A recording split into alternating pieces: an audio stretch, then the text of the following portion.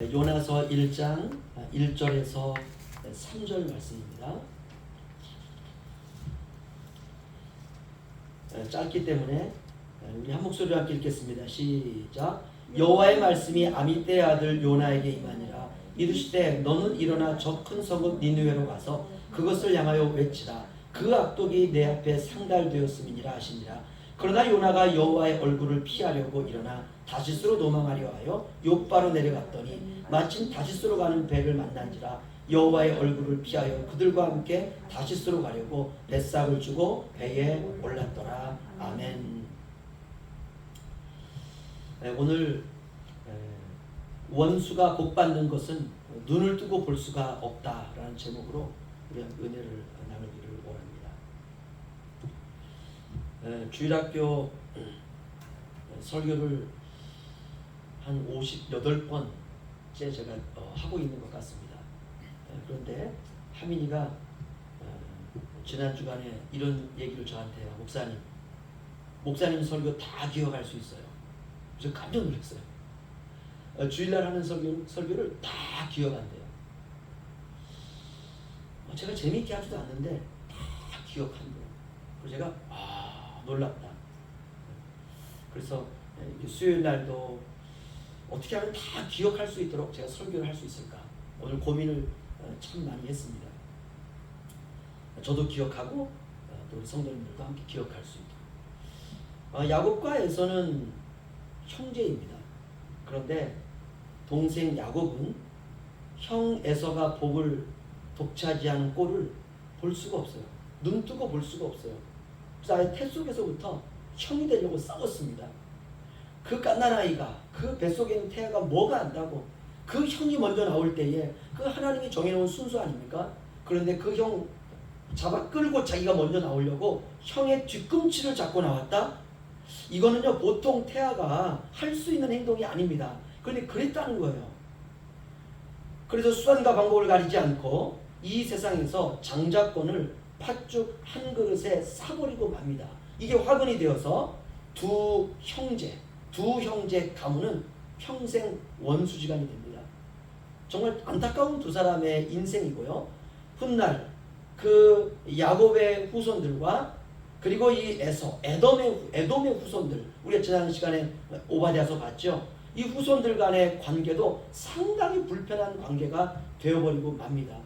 상대가 복을 받는 꼴은 절대로 볼 수가 없는 것입니다.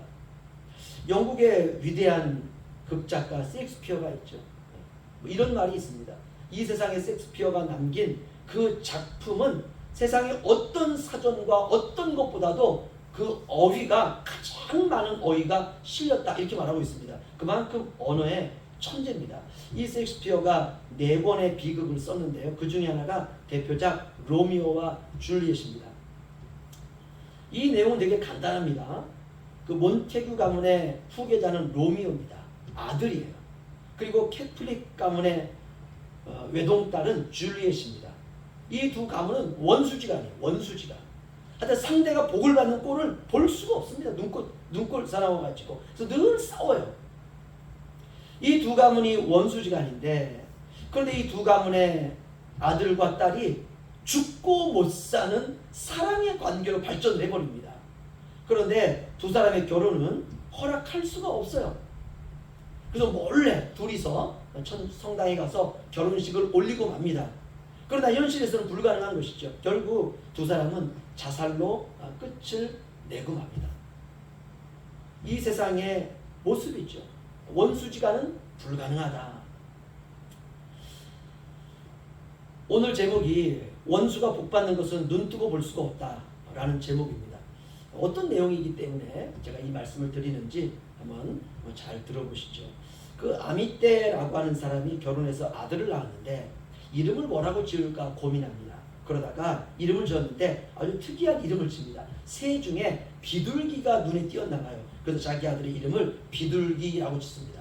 그 이름이 바로 요나입니다. 요나는 비둘기라는 뜻입니다. 굉장히 특이하죠. 여호와는 힘이시니라. 여호와는 구원이십니다. 뭐 이런 이름들이 많은데 비둘기라고 지었어요. 비둘기는 평화와 성결과 깨끗함을 아마 의미할 것입니다. 그래서 아버지는 그냥 동물 이름을 지은 것이 아니라 너는 성결하고 깨끗한 영을 소유한 사람이 되어라. 그런 인생을 살아라. 라고 하는 의미를 둔 것 같습니다. 제 생각에는. 이렇게 요나는 비둘기라는 이름으로 성장을 하게 되었고 북이스라엘을 위한 선지자로 부름을 받습니다. 우리가 호세아, 요엘, 아모스, 오바댜, 오늘 요나서인데요. 우리가 이걸 소선지서 12권이 있는데 우리가 지금까지 배운 선지자 가운데 호세아 선지자, 아모스 선지자가 있습니다. 호세아, 아모스, 요나는 같은 시대에 활동했던 선지자들입니다. 울릉도에도 목사님들이 여러 있지 않습니까? 이렇게 울릉도에는 목사님 한 분이 있는 게 아니라 목사님들이 굉장히 많아요. 구약시대 선지자도 그랬습니다. 동일한 시대지만 선지자를 많이 불러서 각 지역마다 하나님께서 선지자 활동을 하게 하셨다는 것입니다. 당시 여로보암 2세가 통치하던 때인데요. 그때는 어떻다고 그랬죠? 이스라엘 역사상, 북이스라엘 역사상 가장 번성했을 때, 평화가 지속되고 나라는 번영하고 영토는 계속해서 확장되어져 나가고 승승장구입니다. 백성들도 행복하고 왕도 행복하고 선지자도 행복한 것이요. 나라가 점점 부강해지는 것입니다. 그러던 어느 날 여호와의 말씀이 요나에게 임합니다. 나라가 잘 살고 평화롭게 살만할 때 선지자로 부름을 받는다는 건 어떻습니까? 좋은 거죠. 그렇죠? 찌들고 곤핍하고 힘겹게 살아가는 시대보다는 훨씬 좋지 않겠습니까? 네, 그럴 수도 있습니다. 하지만 선지자는 내가 살아가고 있는 시대가 얼마나 힘든 시대인가, 내가 살아가고 있는 시대가 얼마나 번성하고 행복한 시대인가, 이것과는 전혀 상관없어야 됩니다. 선지자는 하나님이 부르신 시대에 하나님의 말씀을 대언하면 되는 것입니다. 내가 왜 이 찌든 세상에 부름을 받았을까? 이사야 선지자가 특별히 그렇습니다. 이사야 선지자는 일설에 의하면 톱으로 이사야 선지자를 잘라가지고 죽였다 그래요. 이 톱으로 사람을 이게 잘라서 죽인다, 이거 가장 고통스럽습니다. 이렇게 이사야는 정말 어려운 시대에 부름을 받았습니다. 그것에 비하면 요나는 굉장히 부유한 시대에 부름을 받았습니다. 그러나 얼마나 태평하냐, 얼마나 찌들었느냐, 이런 것과 아무런 상관이 없습니다. 하나님이 두신 시대에 사명 감당하다가 가면 되는 것입니다. 이렇게 요나는 특별히 아주 부유하고 부강한 평화로운 그러한 시대에 부름을 받았는데요. 그러던 어느 날 하나님이 요나를 부르십니다. 요나야. 요나가 깜짝 놀랐어요. 여호와 하나님, 제가 여기 있습니다. 말씀하옵소서. 하나님이 이렇게 묻지 않겠습니까? 너 요즘 어떻게 지내고 있느냐? 하나님도 알거든요. 지금 여로보암 2세 때가 굉장히 부강하다는 걸 알고 있습니다. 너 요즘 어떻게 지내고 있느냐? 그러자 요나가 이렇게 대답을 했을 겁니다. 하나님께서 여로보암 왕을 축복하시고 이 나라를 축복해 주셔서 저는 행복합니다. 솔로몬 왕이 정복했던 땅들을 이전의 왕들이 다 빼앗겼었는데 하나님께서 사랑하시는 이 나라를 주님께서 정말 붙들어 주시어서 이제 솔로몬이 정복했던 빼앗겼던 땅들을 이제 다 이방 나라들로부터 다 회복하고 다시 다 뺏어오고 태평성대가 이루어지는 것을 보니까 하나님, 저는 굉장히 기쁩니다. 이런 평화가 백성들을 또한 행복하게 하고 있습니다. 하나님, 그렇게 제가 감사하면서 살고 있습니다. 아마 이렇게 대답했을 것입니다. 그러니까 하나님이, 야, 그렇구나, 내가 너에게 사명을 하나 주마, 이렇게 말씀하셨어요. 그러자 요나는 하나님의 사명을 다 감당하는 것 아닙니까? 하나님, 무엇이든지 말씀만 하시면 제가 하나님의 뜻대로 내가 사명을 감당하겠습니다. 그러자 하나님이 이렇게 말씀합니다. 정말이냐? 하나님, 제가 무엇이간데 하나님 말씀에 거부할 수 있습니까? 저에게는 다른 무엇보다도 하나님의 말씀이 첫 번째이고 저는 무엇이든지 받들겠습니다. 하나님의 말씀이 저의 인생의 전부입니다. 말씀만 하옵소서. 제가 사명 감당하겠습니다. 하나님이 그런 요나의 대답 얼마나 기뻐하셨겠습니까? 야, 내가 너의 그런 마음을 들으니 참 내가 기쁘다. 참 대견하구나. 그런데 내가 너에게 한 가지 물어보고 싶구나. 이랬을 겁니다. 아니, 저에게 하나님 물어보신다니요. 하나님 저를 다 아시는데 말씀만 하세요. 저의 대답까지 하나님께서 아실 줄로 믿습니다. 하나님 이렇게 묻습니다. 니느웨를 어떻게 생각하느냐? 이게 요나의 컴플렉스였어요. 니느웨요? 아니, 하나님, 벼랑간 니느웨 아니요. 저 북방에 강한 힘을 소유하고 있는 나라도 어마어마하게 크고 우리나라의 한 100배 이상은 되는 아니 그 니느웨라니요. 지금 한창 그 나라가 번성해 가고 있는 그 니느웨요. 사실 니느웨는 미래를 생각하면 이스라엘에게 위협적인 나라입니다. 하나님도 아시다시피 그놈들은 망해야 됩니다. 포악하기가 이루 말할 데가 없고 하나님을 믿지 않는 나라입니다.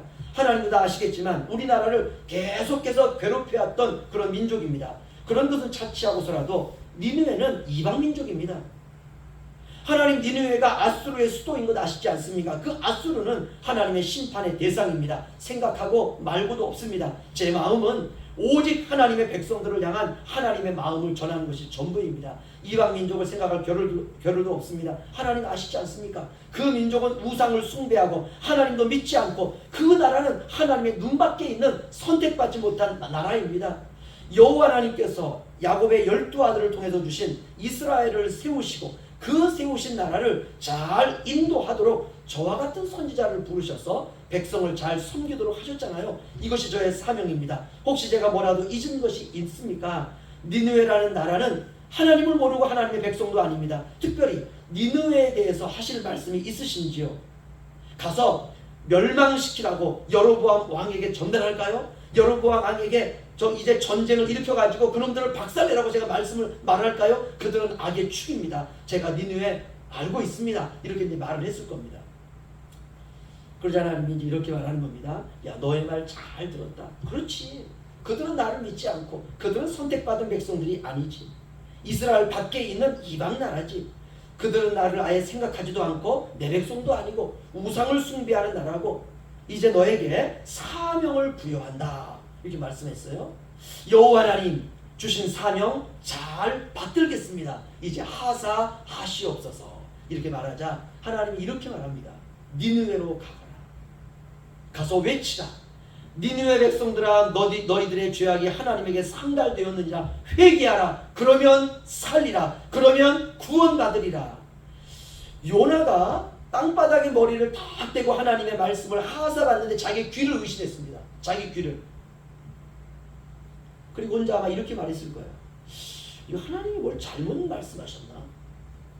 원래 선지자는 이스라엘 백성에게는 구원을 선언하고 이방 백성들에게는 심판을 선언하는 게 이게 공식입니다. 그런데 하나님이 니느웨로 가서 니느웨 백성들에게 회개하면 내가 너희를 구원하리라? 이거 하나님이 헷갈린 것 같다. 하나님 뭔가 잘못 말씀하셨을 거야. 니느웨 백성들은 멸망한 종족들이고 그들에게 회개를 선포하라니 회개는 이스라엘 백성들이 돌이키는 은혜의 수단인데 니느웨에 가서 복음을 선포하라니 이거는 있을 수가 없어. 아마 머리를 조아리고 엎드려서 한참을 생각했을 것입니다. 이해가 되지 않는 것이에요. 요나는 니느웨를 그렇게 생각해 본 적이 없습니다. 요나는 이렇게 생각했어요. 악인은 죽어야 된다. 악인은 저주받아야 된다. 악인은 질이 멸렬해야 된다. 악인은 절대로 구원받아서는 안 된다. 악인에게는 복음을 전해서는 안 된다. 절대로 그들은 복음이 필요로 하지 않는다. 그런데 하나님은 그들에게 가라는 거예요. 그들에게. 요나는 자기의 귀를 의심했습니다. 하나님이 그렇게 말씀하신 적이 단 한 번도 없어요. 역사 가운데에서. 복음은 자기 백성들에게 전하는 소식 아닙니까? 하나님이 세상을 이처럼 사랑하사 독생자를 주셨으니 이는 저를 믿는 자마다 멸망하지 않고 영생을 얻게 하려 하심이라. 여기서 세상은 하나님의 택한 백성들을 말합니다. 하나님은 백성이 아닌 자들에게 가서 복음을 전해라고 한 적이 한 번도 없습니다. 요나는 그런 말씀을 들은 적도 없고 그런 걸 생각해 본 적도 없어요. 이스라엘을 공격하고 괴롭히는 나라들은 심판의 대상입니다. 그런데 그 나라를 향하여서 그 나라의 어마어마한 그 나라의 수도인 니느웨에 가서 회개의 복음을 선포하라? 이걸 있을 수 없는 겁니다. 만약 회개의 복음을 선포해서 정말 니느웨 백성들이 돌이킨다면 큰일 아닙니까? 그렇죠? 그들은 멸망해야 되는데 용서받고 복이 주어진다? 있을 수 없는 것입니다. 하나님이 그런 분이라고 도무지 이해가 안 되는 것이에요. 요나가 한참을 앉아 있었습니다. 그리고 머릿속에는 고민이 엄청 많았어요. 그리고 나서 눈을 탁 뜨고 일어나니까 하나님은 없고, 그렇죠? 하나님의 음성도 사라지고 자기 홀로 남아 있습니다. 이제 어떻게 해야 됩니까?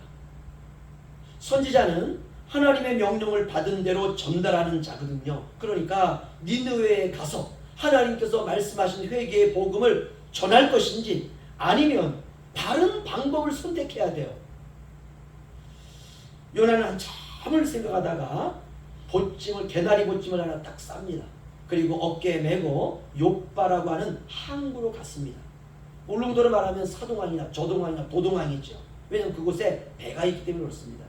요나는 거기에 가서 배표 하나를 샀어요. 끊었어요. 그런데 이 배표가 니느웨가 아니라 다시스로 가는 배표를 샀습니다. 그리고 배에 올랐습니다. 쉽게 말씀드리면 포항으로 가는 크루즈를 타야 되는데 태평양 건너 미국 가는 배를 탄 거예요. 전혀 방향이 다른 거예요.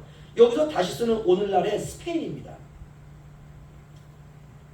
요나가 왜 이렇게 했을까? 선지자는 하나님의 말씀을 그대로 전하는 자인데 지금 요나는 하나님의 말씀을 정면으로 어기는 거예요. 하나님 말씀을 받을 수가 없는 겁니다. 요나는 아예 하나님도 찾지 못할 곳으로 도망가기로 작정을 해버렸어요. 여러분, 도망가면 하나님이 못 오시나요? 하나님은 무소부재하신 분입니다. 안 계신 곳이 없는 분이에요. 그런데 요나는 그렇게 생각했어요. 내가 저 멀리 반대 방향, 그냥 하나님이 전혀 모르는 니느웨와 정반대에 있는 그야말로 멀고먼 그곳으로 가면 하나님이 나를 못 찾는다라고 생각한 것 같습니다. 니느웨가 다시스로 간 이유는 니느웨는 이스라엘의 원수입니다. 철천지 원수입니다. 절대로 복을 받아서는 안 돼요. 원수가 회개하여 구원을 받고 복을 받는 건 눈을 뜨고 볼 수가 없는 것입니다. 이게 요나가 가지고 있는 신앙이었어요. 원수는 망해야 돼요.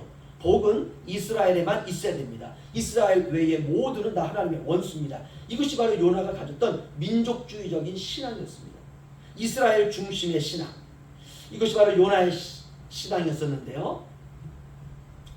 아수르는 요즘 현대로 말하면 이 남북한이 하나로 있었을 때, 그 조선 아닙니까? 그렇죠? 그 위로 가면 중국이 있고 러시아가 있습니다. 바로 러시아와 같은 큰 나라예요. 이스라엘 북쪽에 굉장히 큰 나라, 어마어마하게 큰 나라입니다. 그 아수르의 위쪽, 러시아 정도 되는, 그 정도 되는 그 나라의 한복판에 수도인 니느웨로 가서 복음을 전하라 있을 수 없습니다. 역사적으로 아수르가 요나가 죽은 이후에 40년 후에 이스라엘을 침략해서 정복해버립니다. 그런데 그 나라에 가서 회개의 복음을 전하라 있을 수 없고 받아들일 수가 없는 것입니다. 그래서 요나서 1장 1절에서 3절을 보면 이 배경을 가지고 제가 한번 읽어드리겠습니다. 여호와의 말씀이 아미떼의 아들 요나에게 임하니라. 이르시되 너는 일어나 저 큰 성읍 니느웨로 가서 그것들을 향하여 외치라. 그 악독이 내 앞에 상달되었음이니라 하시니라. 그러나 요나가 여호와의 얼굴을 피하려고 일어나 다시스로 도망하려 하여 욥바로 내려갔더니 마침 다시스로 가는 배를 만난지라. 여호와의 얼굴을 피하여 그들과 함께 다시스로 가려고 뱃삭을 주고 배에 올랐더라. 아멘. 요나는 하나님의 말씀을 듣고 마음이 상했어요. 원수에게 복음을 전해서 원수가 회개하고 구원을 받고 나보다 더 큰 복을 받는다? 있을 수 없죠. 절대로 있을 수 없는 일이에요. 그래서 요나는 생각했어요. 하나님 나에게 잘못 말하셨겠지. 내가 알고 있던 하나님이 맞나? 아수르라니 그럴 수는 없는 겁니다. 그들이 회개해서 나 하나님께 돌아오면 어떻게 합니까? 이건 생각해도 미칠 것 같은 일이에요. 지금까지 요나의 신앙으로는 받아들일 수 없는 말씀입니다. 그래서 요나는 떠나기로 작정했어요. 오늘 설교는 여기까지만 하겠습니다. 저는 오늘 여기까지 설교를 드리면서 마지막으로 한 가지만 생각해 봤습니다. 요나는 하나님에 대해서 어떤 신앙의 틀을 가지고 있었어요. 그런데 하나님은 요나의 그 틀에 갇힐 수 있는 분이 아니죠. 하나님은 이래야 돼. 하나님은 저래야 돼. 이렇게 하면 복을 주시고 저렇게 하면 벌을 주시는 분이야 라고 하는 어떤 신앙의 틀이 있었어요. 이 틀인데 이 틀과 하나님이 오셔서 말씀하시는 그 하나님이 충돌을 일으킨 겁니다. 이게 이 하나님을 받아들일 수가 없는 거예요. 여러분, 우리도 그럴 때가 있습니다. 내 생각과 전혀 다른 상황이 펼쳐질 때 우리가 어떻게 합니까? 우리는 당황합니다. 내 생각은 이런데 전혀 다른 상황이 전개되는 것이에요. 여러분, 그게 인생입니다. 그럴 때 하나님의 뜻은 더 높고 더 깊고 더 넓다는 것을 우리가 인정해야 됩니다. 요나의 신앙은 단편적으로 이런 것입니다. 하나님은 하늘에서 비를 선한 사람에게만 내려주셔야 돼요. 이게 민족 유대주의적인 신앙입니다. 이게 자기 중심적인 신앙이에요. 다른 나라에게 비를 주시면 절대로 안 돼요. 만약 하나님이 비를 악인에게도 주셔서 악인이 나보다도 더 큰 복을 받았다? 이거는 못 견뎌요. 견딜 수가 없는 일입니다. 이것이 바로 요나와 같은 신앙입니다. 하나님이 이런 신앙을 수정해 주시는 시간이에요. 예수님이 이렇게 말씀하셨습니다.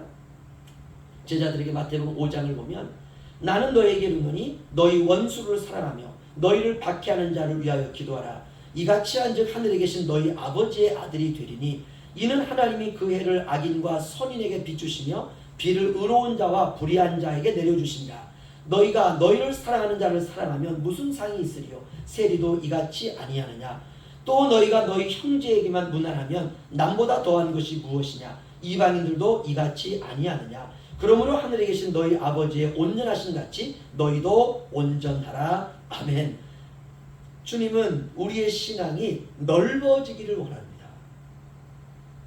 요나는 하나님은 비를 선한 사람에게만 내려주시는 분이라고 생각했어요. 제자들도 그랬습니다. 제자들도. 그런데 주님께서 제자들에게도 말씀하신 게 이거예요. 하나님이 그 햇빛과 비를 선인과 악인에게 공평하게 내려주신다. 오늘 우리가 요나서를 통해서 한 가지 우리가 배울 수 있는 것, 하나님으로부터 모든 사람들을 포용할 수 있는 신앙이 되어야 된다. 저는 이게 요나서의 주제가 아닐까라고 묵상해 봅니다. 저도 그렇고 여러분도 그렇고 동네에서, 가정에서, 식구들과의 관계에서, 이웃들과의 관계에서 넓어지세요. 정말 넓어지세요. 힘들죠. 그러나 인생은 그런 기회의 시간입니다. 그래서 요나가 과연 그 민족주의적인, 자민족주의적인 이 신앙에서 요나가 과연 어떻게 그가 넓어졌는지, 아니면 그냥 쭈그러진 인생을 살다가 그거 죽었는지, 요나서는 우리에게 그 요나의 모습을 통해서 우리의 모습을 투영할 수 있도록 보여주고 있습니다. 우리 한 주간 남은 기간 우리가 넓어진 마음으로 나와 다른 사람들에게도 하나님께서 햇빛을 주시고 비를 내려주신다라고 하는 걸 생각하면서 우리가 누구라도 위에서 기도할 수 있는 저희들 되시기를 주의 이름으로 축원합니다.